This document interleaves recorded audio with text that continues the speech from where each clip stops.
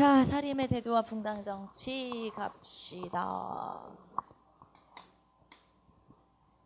자, 사림을 하기 전에 신진사대부부터 다시 봐야 되겠죠. 신진사대부는 급진파 사대부와 혁명파 사대부. 급진파가 혁명파죠. 그리고 온건파 사대부. 이렇게 나눠지죠. 급진파 사대부의 가장 대표적인 인물로는 정도전, 그 다음에 권근 뭐 등등. 그 다음에 온건파에는 정몽주, 이색길제 뭐 이런 사람들이 있죠. 자, 그래서 급진파와 온건파로 나눠지고 결국에는 이 사람들이 조선을 건국하게 되고요. 자, 조선을 건국해서 쭉 고위공직자로 살아가겠죠. 공신들이죠. 이 사람들은 개국 공신들이니까 공신으로 쭉 살아가다가 세조 때 세조가 왕이 되게 도와준 계유정난을 일으켰던 공신들이 또 있겠죠. 정난 공신들. 자, 그 사람들부터를 우리가 훈구파라고 해요. 보통은 세조 때부터의 세력들을 훈구파라고 하지만 그 기원은 급진파 사대부부터 시작한다고 보시면 되고요. 자, 그 다음에 온건파 같은 경우는 조선 건국의 반대. 자, 그래서 이 사람들은 주로 지방으로 내려가서 낙향. 자, 그리고 했던 일이 학문을 연구하거나 아니면 제자를 양성하거나 학문을 연구하거나 아니면 제자를 양성하거나 주로 이런 일들을 하고 살았죠. 지방으로 내려가서. 자, 그리고 나서 태조가 지나서 성종 때 이 훈구의 세력을 견제하기 위해서 성종이 새로운 정치 세력을 끌어들이게 되는데 그 인물들을 우리가 사림파라고 그래요. 결국에는 사림은 훈구를 견제, 비판하기 위해서 등용이 된 사람들이죠. 자, 그러면 성종 때 사림파가 등용이 된 거고 그 이전에 세조 때부터 있었던 사람들을 훈구라고 하는데 결국에는 훈구와 사림을 서로 견제하고 비판할 수밖에 없는 거고요. 그 다음에 사림 중에서 가장 먼저 등장한 사람이 김종직과 제자들. 그리고 이 사람들은 주로 3사, 언론기관에서 근무를 하게 되죠.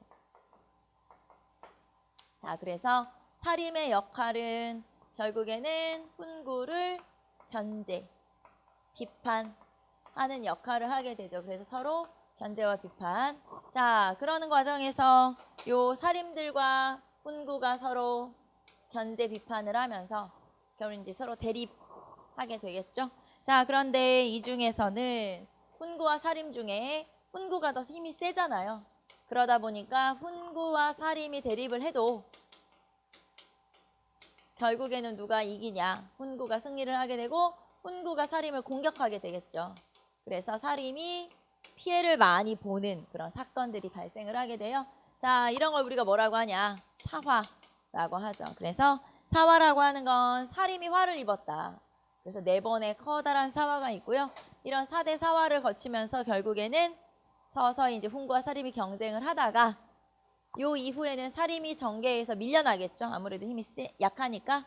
그래서 이 사람들이 지방에 내려가서 힘을 키우다가 다시 또 성장을 하게 되고 자, 어쨌든 이렇게 훈구와 사림이 대립을 해서 사림이 피해를 많이 본 사건, 이 사건을 사화라고 하고요. 여러분이 알아야 될 사화는 4대 사화가 있어요. 자, 4대 사화가 있고요. 이거는 이제 조금 이따 살펴보도록 하고 자, 일단 훈구와 사림을 조금 더 자세하게 비교를 해보도록 합시다. 일단 훈구파 412페이지의 연원은 혁명파 사대부부터 시작하고요. 그 다음에 특징은 자, 이들은 주례를 통치 이념으로 중시했다. 여기서 주례라고 하는 책은 주나라의 법, 중국 중에서 주나라가 있었어요. 주나라의 법을 주례라고 그래요. 그래서 주례를 강조하고 자, 그 다음에 유교 정치를 바탕으로 한 중앙집권적 부국강병을 추구하게 된다. 자, 이 사람들은 나라를 세운 사람들이에요. 그렇기 때문에 이 사람들이 원하는 건 나라가 잘 되는 거, 튼튼해지는 거. 그렇기 때문에 중앙집권적 부국강병을 추구하고 자, 이 사람들은 공신이었죠. 초기부터. 그러니까 당연히 경제적 기반을 많이 가지고 있겠죠. 대토지를 소유한 사람들이고요. 자, 그 다음에 이 사람들은 간척사업이라든가 토지 매입을 통해서 농장을 확대해 나가기도 하고 대외무역을 통해서 이득을 챙기기도 하죠. 자, 그래서 경제적 기반 한번 보시고 자, 이 사람들은 주로 나라에서 운영하는 학교나 나라에서 운영하는 관청을 통해서 성장한 사람들이기 때문에 관학파라고 불러요. 그래서 훈구파를 다른 말로 하면 관학파라고 하죠. 자, 그리고 사장을 중시했다. 사장이라고 하는 건 한문학이라고 볼 수 있어요. 한문학. 자, 그러니까 사장이라고 하는 건 글 쓰는 거예요. 문장. 논술 지금으로 하면. 그래서 사장을 중시하게 되고, 자, 이 사람들은 나라를 세운 사람들이라고 했으니까 이 사람들 같은 경우는 나라를 튼튼하게 한다는 건 하려면 어떤 사상도 괜찮다. 즉 성리학 이외의 사상도 수용할 수 있어요. 예를 들면 과학기술 같은 거. 성리학 이외의 사상도 포용적인 그런 성향을 가지고 있다면, 자, 이제 여기까지가 훈구의 특징이라면 사림은 주로 낙향에서 지방에서 공부하던 사람들이잖아요. 자, 그래서 이 사람들은 연원, 자, 길제의 학통을 이어받았다. 자, 오른쪽에 보시면은 사림의 계보도가 나와 있어요. 그래서 길제, 정몽주로부터 이어지는 길제, 그 다음에 김숙자, 김종직, 김갱필, 김일손, 조광조, 그리고 이왕 이의로 쭉 연결되죠. 이 사람들이 사림이구나 이렇게 생각하시면 되고, 자, 그 다음에 이 사람들은 주로 지방에서 살았던 사람들이니까 중소지주 출신들이고, 자, 그리고 이 사람들은 성리학에 투철한 사람들이다. 말하자면 이 사람들 같은 경우는 성리학 이외의 사상을 배척하는 거예요. 성리학 이외의 사상을 배척하는 거죠. 자, 정치적 입장으로는 지방에 살던 사람들이기 때문에 향촌 자치를 추구하고요. 향촌 자치, 왕도 정치. 그 다음에 아까 훈구가 주례를 강조했다면 이 사람들은 성리학을 강조하기 때문에 주자가래, 주례가 아닌 주자가래를 강조하게 되죠. 자, 주례를 중시하는 건 훈구, 주자가래를 중시하는 건 사림. 자, 그 다음에 중소지주고, 그 다음에 경학 중시. 경학이라고 하는 건 유교 경전 연구, 유교 경전을 강조하는 게 바로 경학이에요. 경학을 중시하고 성리학 이외의 다른 사상은 배척. 자, 그래서 훈구와 사림의 성향이 굉장히 다르죠. 밑에 보시면은 표로 정리가 되어 있어요. 훈구와 사림의 성향. 자, 그리고 사림 같은 경우는 주로 지방에서 자기들끼리 공부했고 사립학교에서 다니면서 공부했죠. 사학파라고 하죠. 그래서 훈구파는 관학파, 사림파는 사학파라고 부르죠. 자, 그래서 정치, 학문, 사상 한번 읽어보시고, 자, 결국에 15세기를 이끌었던 사람들은 훈구 세력이고요. 16세기를 이끌었던 사람들은 사림 세력이에요. 그래서 16세기에는 사림이 정계를 이끌게 되는구나. 이렇게 보시면 되겠죠. 자, 그 다음에 한 장 넘기시면 사림의 정치적 성장. 자, 그러면 사림이 이제 훈구를 견제 비판하다 보니 사림과 훈구가 서로 대립을 하게 되고 그거를 우리가 사화라고 한다고 했죠. 자, 그래서 여러분하고 지금 411페이지부터 자, 사화 쭉 한번 살펴볼 건데, 첫 번째 무오사화부터 시작해서 무오, 갑자, 기묘, 을사 사화까지 이렇게 4번의 사화를 쭉 한번 볼 거고요. 자, 우리는 사화에서 일단 무오사화부터 봅시다. 자, 무오사화는 연산군 때 있었고요. 무오사화의 원인은 김종직이 쓴 조의제문이라고 하는 글이에요. 김종직이 쓴 조의제문이라고 하는 글이죠. 자, 어느 날 김종직의 꿈에 의제라고 하는 중국의 옛날 춘추전국 시대에 있었던 황제가 꿈에 나타나서 이 김종직에게 사정을 설명한 거예요. 하소연을 한 거죠. 내가 항우한테 죽임을 당하고 강에 이제 빠뜨려졌다 말하자면. 그러면서 이제 막 슬피 우는 거예요. 자, 김종직이 꿈에서 깨보니까 이 사람은 중국 사람이고 옛날 사람인데 왜 내 꿈에 나타났을까? 안타깝네. 그러면서 의제라고 하는 남의 나라 황제, 중국의 황제를 조문하는, 안타까워하는, 죽음을 안타까워하는 글을 쓰게 되고, 이거를 김일손이라고 하는 사람이, 김일손은 김종직의 제자예요. 김종직의 제자인 김일손이 직업이 사관이거든요. 사관은 왕을 따라다니면서 왕의 일거수일투족을 전부 다 기록으로 남기는, 그래서 사초를 쓰는 실록의 자료가 되는. 자, 그런데 김일손이 사초에 이거를 실으려고 했던 거예요. 자, 김종직의 조의제문이라고 하는 글을 그의 제자인 김일손이 사관인데 이 사람이 사초에 실으려고 했었죠. 자, 그래서 지금 연산군 때니까 성종이 돌아가신 거예요. 성종실록을 만들 때 이 김일손이가 자기 스승의 글을 쓴 사초를 제출을 했겠죠. 그래가지고 이거를 이극돈이라고 하는 사림이 아니 훈구가 본 거예요. 근데 이제 이극돈이 이거를 꼬투리 삼아서 요 이제 조이제문. 자, 조이제문은 의제를 조문하는 글이라고 했으니까 넓게 보면 누군가에게 죽임을 당해서 왕위에서 쫓겨난 사람을 안타까워하는 글이니까 결국에는 누구를 비판하는 것처럼 세조를 비판하는 것처럼 보이기 때문에 그거를 꼬투리 잡아서 너네 세조를 비판한 거지? 이러면서 이제 뒤집어 씌운 거예요. 그리고 이제 그 사건에는 사실 아까 이극돈이라고 하는 사람이 이 성종실록을 맡았던 책임자라고 했는데 이극돈이 또 개인적인 비리가 있었는데 그거를 김일손한테 지워달라고 한 거예요. 근데 김일손이가 안 지워줘서 그거에 대한 복수도 있었죠. 이극돈이 예전에 왕실에서 왕비가 돌아가셔서 상을 당했었는데 그 상 중에 이 사람이 그때 장흥, 그러니까 전라남도의 어떤 수령으로 파견이 돼 있었거든요. 그런데 그 상 중에 이제 좀 공무원이니까 좀 몸을 정갈이 하고 이제 이렇게 쉽게 말하면 추모를 했어야 되는데 기생을 끼고 놀았네. 그래가지고 그게 알려지면서 그거를 이 김일손이가 사초에 실어놓은 거예요. 그러니까 김일손한테 부탁을 한 거죠. 그거 좀 지워주면 안 돼?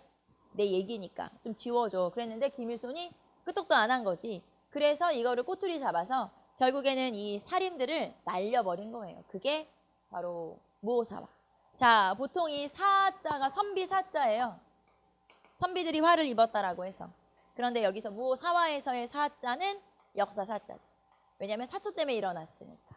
그래서 사초 때문에 일어난 요 사화를 무오사화라고 하죠. 자, 뭐 때문에 일어났어? 김종직의 조이제문 때문에 일어나게 된 거죠. 자, 그 다음에 갑자사화로 갑시다. 자, 갑자사화도 역시 연산군 때. 자, 그래서 사화가 2번 일어났어. 어느 왕이야? 연산군 하시면 되겠죠. 사화가 2번 일어났어요.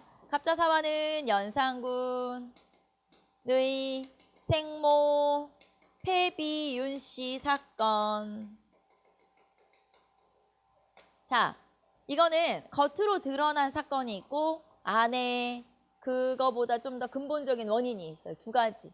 첫 번째 그냥 겉으로 드러난 사건은 연산군의 생모가 패비윤씨예요. 그러니까 성종한테 와이프가 여러 명 있었는데 그중에 이제 본 와이프가 중전윤씨가 있겠죠. 이 중전윤씨가 다른 후궁들, 엄청나게 많았던 후궁들이 있었는데 그 후궁들을 질투하여 이 성종을 좀 괴롭혔었는데 성종과 부부싸움을 하다가 이 성종의 얼굴에 이렇게 상처, 스크래치를 낸 거예요. 손톱 자국 같은 걸 낸 거죠. 자, 그러니까 중전 윤씨가 결국에는 왕실에서 쫓겨나게 돼요. 근데 쫓겨난 거에서 더 한 단계 더 가서 결국에는 사약을 내려서 죽이게 되는데 그 이 패비 윤씨를 죽이게 된 과정에 이 연산군의 할머니, 그러니까 성종의 어머니인 인수대비가 또 있었어요. 그래서 인수대비가 중간에 약간 모함 이런 걸로 패비윤씨, 그러니까 며느리죠. 며느리 별로 마음에 안 들었던 며느리를 결국에는 사약을 내려서 죽이게 되고 이 사약을 내릴 때 참여했던 살인들을 제거한 사건. 그래서 결국에 연산군이 자기 할머니인 인수대비를 나중에 이렇게 밀쳐서, 그러니까 들이받아서 낙상을 하게 해서 결국에는 그것 때문에 이 인수대비가 죽기도 하거든요. 그리고 자기 어머니를 쫓아내는 데 기여했던 아버지의 후궁들을 또 죽이고, 뭐 엄귀인 뭐 이런 사람들이 있어요. 그런 사람들을 죽이고, 자, 아무튼 왕실을 피바다로 만드는데 이거는 제가 아까 겉으로 드러나는 원인이 하나 있다고 했고요.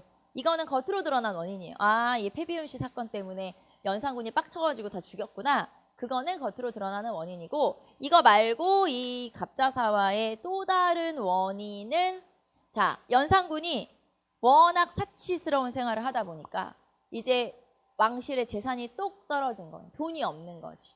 근데 돈이 없으니까 돈을 뺏으면 되죠. 근데 그 돈을 누구한테 뺏었냐?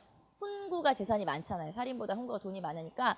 그래서 재산이 많은 훈구의 재산을 뺏기 위해서 자기 엄마의 사건을 끄집어내서 그 사건과 관련된 훈구들을 죽이면서 재산을 탈취한 사건이에요. 근데 이제 거기에 살인들도 연루가 됐기 때문에 살인이 제거된 사건이라고 해서 사화라고 하지 실제로는 훈구의 그러니까 쉽게 말하면 재산을 연산군이 뭐라고 할까 유흥비가 필요했고 그 유흥비를 충당하기 위해서 훈구의 재산을 갈취한 사건. 그 사건이 결국에는 갑자사화의 본의도라고 볼 수가 있어요. 자, 훈구의 재산을 몰수하기 위해서 결국에는 이 얘기를 끄집어낸 거예요. 너 옛날에 우리 엄마 죽을 때도 동참했지. 너 죽어줘야겠어. 그러면서 이제 이 사건을 끄집어내서 결국에는 훈구들도 많이 제거하고 그 다음에 여기에 또 3, 4에서 주로 살인들이 많이 근무했으니까 또 막 죽여라, 왕비를 죽여라, 사약을 내려라. 그렇게 이제 상소를 올렸던 살인들도 많이 있을 거 아니에요. 그 사람들까지 제거한 그 사건이 바로 갑자사화. 그래서 갑자사화는 겉으로 드러나는 건 폐비윤시 사건. 안으로 들어가 있는 또 하나의 원인은 연산군이 부족한 재정을 충당하기 위해서 훈구의 재산을 뺏기 위한 그런 음모다 말하자면 이게 바로 갑자사화인 거죠. 자, 그래서 갑자사화 거기 보시면 배경에 나와 있어요. 배경. 금방 제가 한 얘기는 자, 사치와 향락 생활로 재정이 고갈되자 훈구에게까지 비용을 분담시키려고 했고 일부 훈구 대신에 재산을 뺏으려고 하다 보니까 여기에서 이제 연관해서 사화가 일어나게 된 거죠. 자, 그래서 연산군. 자, 연산군은 이를 비롯한 많은 폭정들이 있었고요. 연산군의 폭정 중에 오른쪽에 보시면 신원패. 오른쪽에 보시면 신원패 있죠? 자, 신원패를 신하들한테 차고 다니게 한 거예요. 너 이거 가지고 다녀. 호패 같은 거니까 요거 차고 다녀라. 자, 그래서 거기 신원패에 뭐라고 써있냐면 써있죠. 입은 화를 불러들이는 문이고 칼은 그 다음에 혀는 몸을 베는 칼이다. 입 다물고 가만히 있어라. 나한테 건의하지 마라. 바른 말 하지 마라. 이런 얘기겠죠. 그래서 이런 신원패를 신하들한테 차고 다니게 할 정도로 연산군은 이제 폭군이었던 거고요. 결국에는 이 연산군이 쫓겨나게 되죠. 자, 연산군이 쫓겨난 사건이 뭐냐 물어보면 중종반정이에요. 자, 앞으로 세울 왕이 중종이고 그 다음에 반정이라고 하는 건 정치를 바로잡는다라는 뜻이니까 반정을 일으켜서 정치를 바로잡은 거고 새로운 왕을 앉힌 거예요. 그게 바로 중종. 자, 그 다음에 중종반정이 일어나서 이제 중종이 왕이 되는데 그러면 중종반정을 주도했던 건 누구냐? 중종반정을 주도했던 건 사림 아니고요. 훈구. 지금 현재 힘센 사람은 훈구니까 훈구가 주도하게 되죠. 자, 그래서 훈구가 주도해서 중종이 왕이 되는데 마찬가지로 중종 때도 역시 훈구가 정치를 쉽게 말하면 이끌어가게 되자 그거에 대한 불만으로 이 중종도 역시 새로운 정치 세력을 끌어들이게 되고 그게 또다시 사림이 되는 거죠. 자, 그래서 이때의 사화를 기묘사화라고 하고요. 기묘사화는 중종 때. 자, 중종 때 새로 등용한 젊은 사림 누구냐? 조광조예요. 그래서 조광조의 급진적인 개혁 정치 때문에 자, 조광조의 너무나 급진적인 개혁 정치 때문에 결국에는 다시 사림들을 제거하게 되죠. 무슨 얘기냐면 자, 조광조를 끌어다가 훈구를 좀 견제하면서 정치를 하라고 맡긴 거예요. 정치를. 그래가지고 조광조가 와서 정치를 하는데 이 조광조는 공부만 했던 학자, 유학자, 도학자예요. 말하자면 이 사람은 이 정치의 생리에 대해서 좀 잘 몰랐던 거죠. 그러다 보니까 너무나 급진적인 개혁을 하게 되고 결국에는 너무나 몰아붙였기 때문에 훈구의 반발을 사게 되죠. 그래서 훈구가 굉장히 대대적인 반발을 하게 되고 결국엔 조광조를 역모로 몰아서 죽여버려요.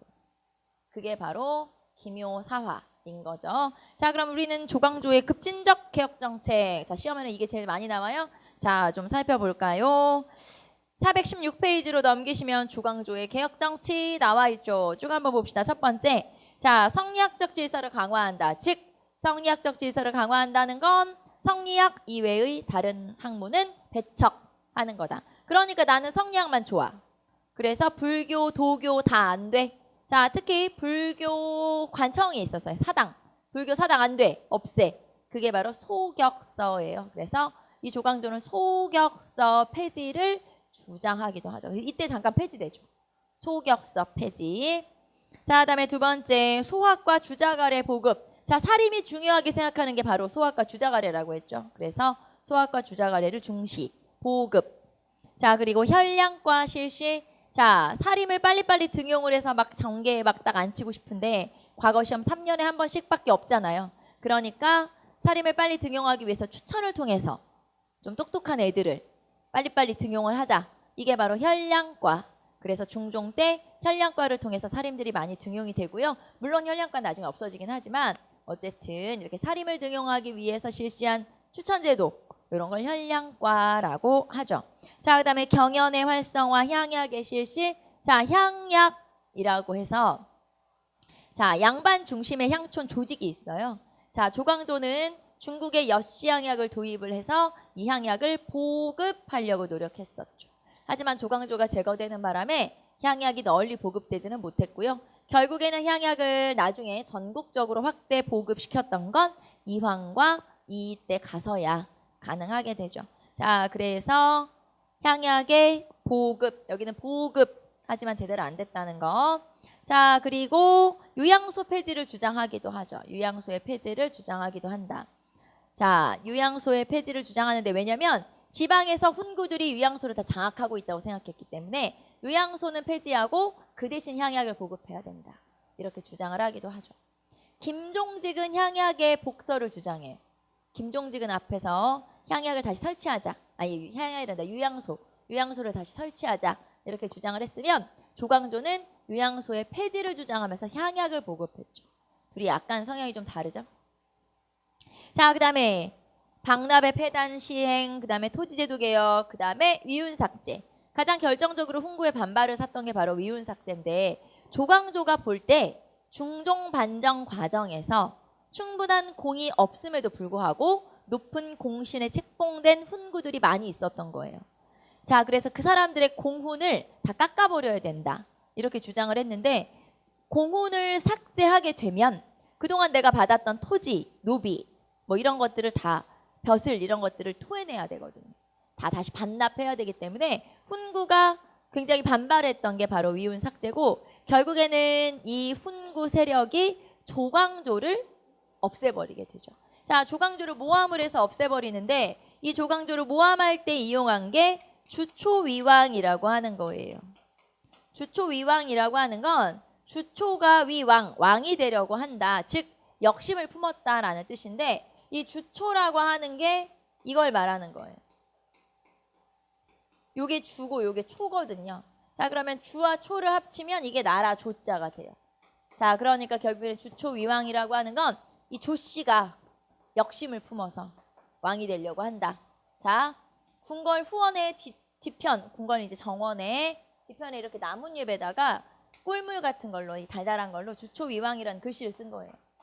그러면은 벌레들이 여기만 갉아먹어. 그래가지고 나뭇잎에 글씨가 새겨지는 거죠. 자, 이걸 가져다가 왕한테 보여준 거죠. 봐라. 하늘이 이렇게 너한테 알려준 거 아니냐. 조씨가 역심을 품어서 지가 왕이 되려고 한다. 즉 역무를 꾸미려고 하고 있구나. 자, 이거를 중종한테 알려준 거죠. 중종은 굉장히 조광조를 아꼈던 사람이에요. 그래서 조광조도 역시 중종이 자기를 살려줄 거라고 생각했죠. 근데 결국에는 이런 너무나 급진적인 개혁 정치에 중종마저도 굉장히 지쳐가고 있었기 때문에 결국에는 훈구들이 이 조광조를 죽이게 그냥 내버려 둔 거예요. 그래가지고 결국에는 조광조가 역무로 몰려서 사약을 받고 죽게 되죠. 자, 그 사건이 바로 김효사화라고 하는 거고, 자, 여기에서 가장 중요한 건 이거죠. 조광조의 급진적 개혁 정치. 자, 그래서 시험에 가장 많이 나오는 사료가 이 사화가 바로 김효사화예요. 여러분은 김효사화를 좀 알아두시면 되고요. 자, 그 다음에 마지막으로 을사사화. 을사사화 봅시다. 자, 을사사화는 명종 때. 자, 중종한테는 아들이 둘이 있었어요. 자, 중종한테는 아들이 있었는데 하나는 인종, 하나는 명종. 둘이 배다른 형제예요. 인종 엄마 따로 있고 명종 엄마 따로 있고. 자, 그런데 이제 뒤에 왕비가 된 문정왕후라고 하는 이 왕비가 전처의 아들인 인종을 제거하고 자기 아들을 왕으로 삼기 위한 갖은 여러 가지 이제 노력을 하게 되죠. 좋게 말하면 노력이고 나쁘게 말하면 이제 얘를 죽이려고 한 거죠. 자, 그래서 얘가 세자였을 때 동궁, 세자가 살고 있는 처소에 불이 난 것도 있었고, 불이 난 적도 있었고, 뭐 자객을 보냈다는 얘기도 있고 여러 가지가 있는데 결국에는 문정왕후가 어느 날 문안인사도 안 받더니 문안인사를 받으면서 음식을 내놨는데 그 음식을 먹고 인종이 죽었다고 하는 야사가 전해지죠. 정확하진 않지만. 자, 어쨌든 이렇게 인종. 그런데 이 인종이 굉장히 짧은 기간 동안 왕을 했었거든요. 그래서 인종이 왕을 했었던 기간에는 인종의 외척, 외삼촌, 외갓집. 자, 이 사람이 윤임이고 윤씨기 때문에 대윤이라고 하고요. 자, 그 다음에 명종의 외척. 명종도 윤씨예요. 명종의 외삼촌도. 그래서 명종의 외척. 윤원영. 그리고 이 윤원영을 소윤이라고 불러요. 그래서 대윤과 소윤의 대립.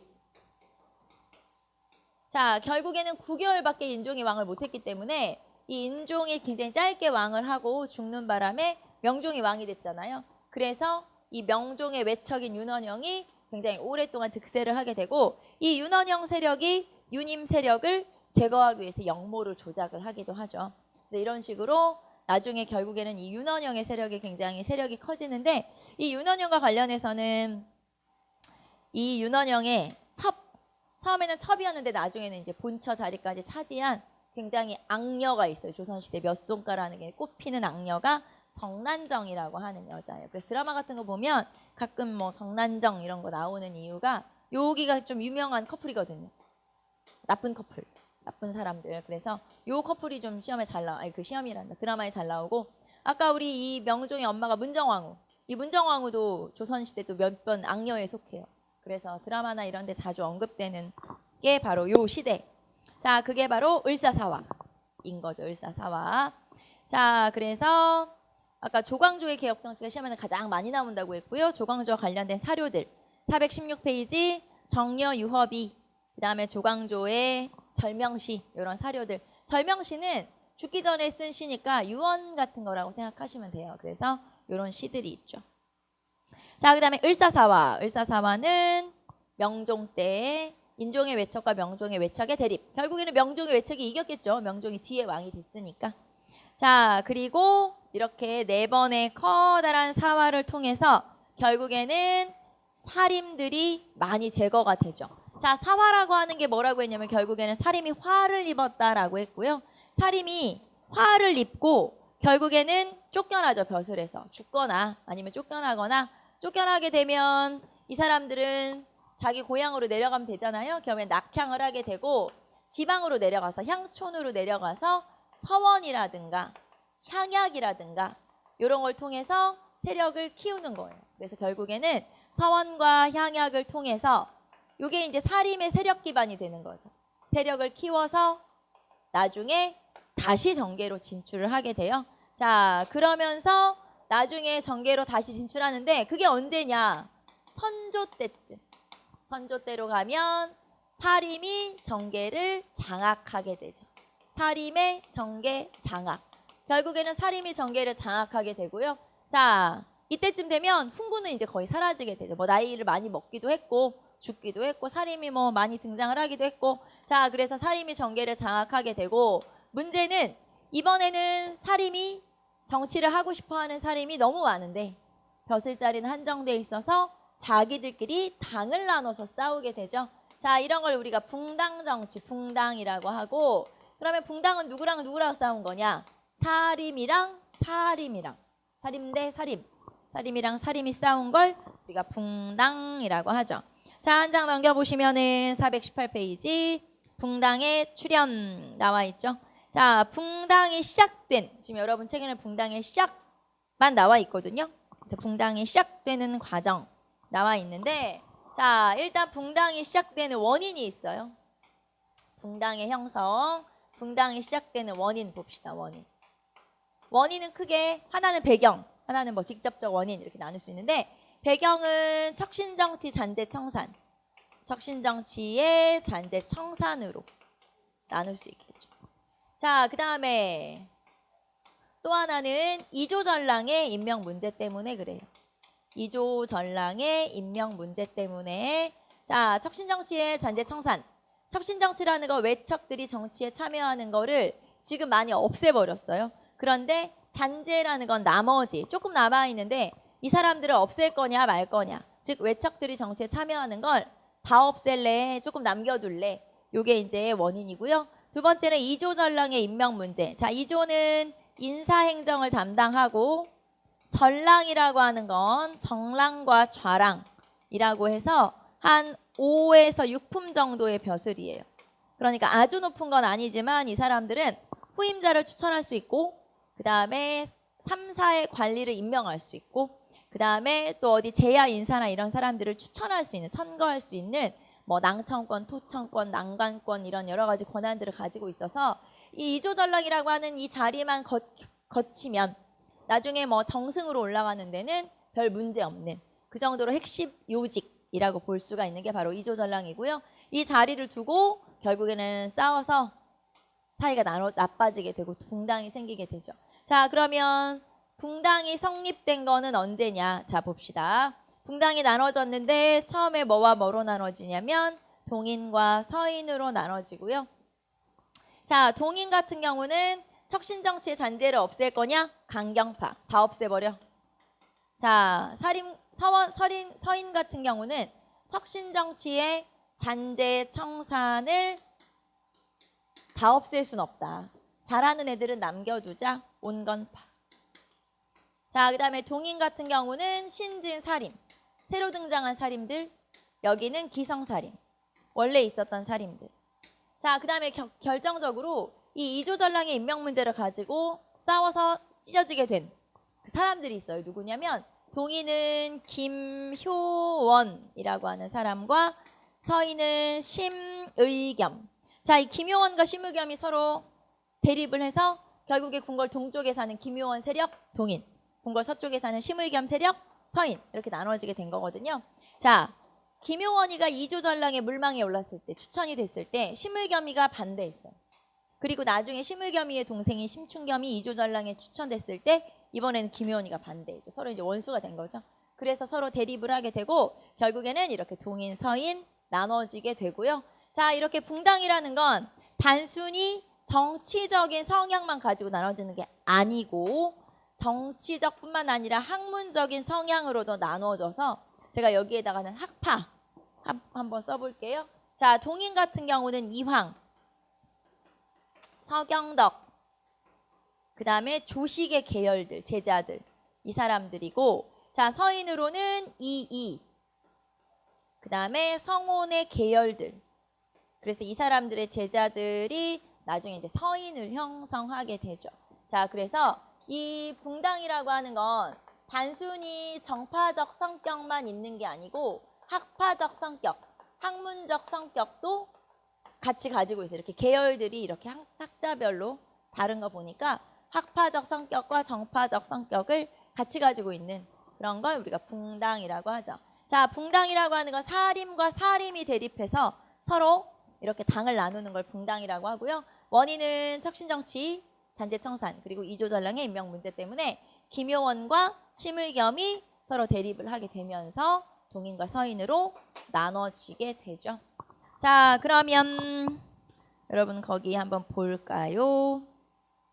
자, 그래서 붕당의 시작까지 여러분하고 봤고요. 자, 419페이지 보시면 이익의 붕당론이라고 되어 있죠. 자, 그래서 이익의 붕당론 한번 보세요. 붕당은 이해관계에서 생기고 싸움은 이제 이해관계에서 생겼다라고 했는데 이해관계라는 게 나한테 이익이 되고 해가 되지 않도록 하는 거, 이익이 되도록 하는 거 그런 걸 이해관계라고 하고요. 자, 결국에는 붕당이라는 건 이해관계 때문에 생기는데 그게 붕당의 원인이다라고 이익이라고 하는 조선 후기 실학자가 굉장히 원인을 잘 꿰뚫어 보고 있어요. 그게 바로 붕당론이라고 하는 거죠. 한번 읽어보시고 자, 그 다음에 동인과 서인의 성격이 419페이지 나와 있죠. 동인과 서인의 성격이 419페이지 나와 있고요. 자, 이거는 우리가 뒤에 가서 어차피 동인과 서인 다시 해야 돼요. 여기선 지금 동인과 서인의 성립만 나와 있기 때문에 뒤에 가면은 지금 붕당이 아주 많이 남아 있거든요. 조선 후기 가면은. 그래서 그거는 이제 조금 더 자세히 보는 건 다음에 하고 자, 한 장 넘기시면 긍정적 기능과 부정적 기능 나와 있어요. 자, 붕당이라는 건 처음에는 서로 상호 견제, 비판 가능하죠. 그런데 나중에는 자기 당의 이득만 챙기면서 변질. 자, 이것도 우리 뒤에 가서 다시 자세히 하도록 할게요. 자, 그래서 우리는 붕당까지 살펴봤고요. 점심 먹고 와서 대외관계 넘어가도록 할게요. 자, 점심 맛있게 드시고 이따 봅시다.